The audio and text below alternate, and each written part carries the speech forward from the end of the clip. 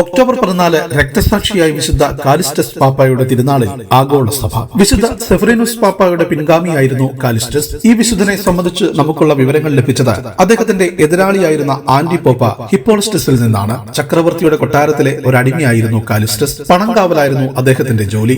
ചക്രവർത്തി നിക്ഷേപിച്ചിരുന്ന പണം എങ്ങനെയോ നഷ്ടപ്പെട്ടു പോയി. കാലിസ്റ്റസ് പലായനം ചെയ്തു. എങ്കിലും ചക്രവർത്തി അദ്ദേഹത്തെ പിടിച്ച് കാരാഗൃഹത്തിലടച്ചു. കുറെ നാൾ ജയിലിൽ കിടന്ന ശേഷം വിശുദ്ധ കാലിസ്റ്റസിന്റെ ഭൂഗർഭാലയം എന്ന് ഇപ്പോൾ അറിയപ്പെടുന്ന ക്രിസ്തീയ ശ്മശാനത്തിന്റെ സൂപ്രണ്ടായി നിയമിക്കപ്പെട്ടു. സെഫറിനുസ് മാർപ്പാപ്പ അദ്ദേഹത്തിന് ഡീക്കൻ പട്ടം കൊടുത്ത് തന്റെ ഉപദേഷ്ടാവായി നിയമിച്ചു.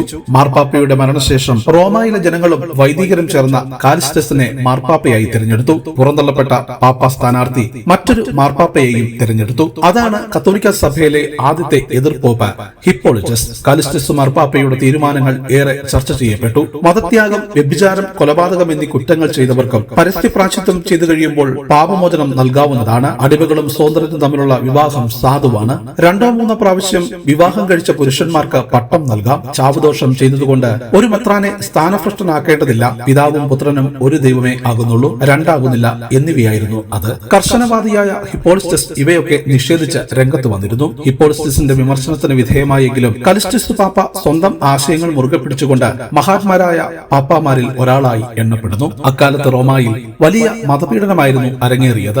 സ്റ്റാൻസ്വെരെ എന്ന ഭാഗത്തുണ്ടായ ഒരു വിപ്ലവത്തിൽ AD 223 ഒക്ടോബർ 14 കാലിസ്റ്റസ് മാർപ്പാപ്പ രക്തസാക്ഷിത്വ മകുടം ചൂടി. രക്തസാക്ഷിയായ വിശുദ്ധ കാലിസ്റ്റസ് പാപ്പായെ ഞങ്ങൾക്ക് വേണ്ടി പ്രാർത്ഥിക്കണമേ.